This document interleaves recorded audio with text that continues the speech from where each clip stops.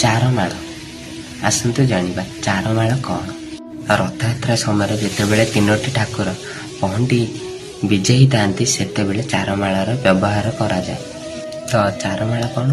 ଚାରମାଳ ହେଲା ରଥର ନିମ୍ନ ଭାଗ ବା ଶେଷ ଭାଗରୁ ଯେଉଁଟା ଭୂମି ଯାଏ ଆପଣ ଦେଖିଥିବେ କାଠ ଭଳିଆ ପଡ଼ିଥାଏ, ସେଟା ହେଲା ଚାର। ଚାର କ'ଣ? ଚାର ହେଲା ତାଳ ଗଛର କାଠ।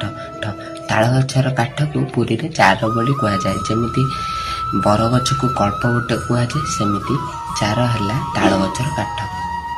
ତ ରଥର ନିମ୍ନ ଭାଗରୁ ଭୂମି ଯାଏ ଯେଉଁ ଚାରମାଳଟା ପଡ଼ିଥାଏ, ଏହା ଠାକୁରଙ୍କର ପହଣ୍ଡି ବିଜେ ପାଇଁ ବ୍ୟବହାର କରାଯାଏ। କାରଣ ଠାକୁର ତ ସିଧାସଳଖ ଭାବେ ରଥ ଉପରକୁ ଡେଇଁକି ପହଣ୍ଡି ହେଇପାରିବେନି। ଆଉ କେତେବେଳେ ଚାରମାଳର ବ୍ୟବହାର କରାଯାଏ? ଯେତେବେଳେ ରତ୍ନ ସିଂହାସନରୁ ଠାକୁରଙ୍କୁ ରଥ ପାଇଁ ପହଣ୍ଡି ପାଇଁ ଅଣାଯାଏ, ସେତେବେଳେ ଚାରମାଳର ବ୍ୟବହାର ହୋଇଥାଏ। ତାଳ ଗଛର କାଠକୁ ରଶି ସାହାଯ୍ୟରେ ବନ୍ଧା ହେଇଥାଏ ବୋଲି, ଥାକ ଥାକ ବନ୍ଧା ହେଇଥାଏ ବୋଲି ତାହାକୁ ଚାରର ମାଳ କୁହାଯାଏ। ତ ଆଶା କରୁଛି ବନ୍ଧୁଗଣ ଆପଣ ଚାରମାଳର ଅର୍ଥ ସଠିକ୍ ଭାବରେ ବୁଝିପାରିଥିବେ। ତ ରହିଲି। ଜୟ ଜଗନ୍ନାଥ, ଜୟ ଜଗନ୍ନାଥ, ଜୟ ଜଗନ୍ନାଥ।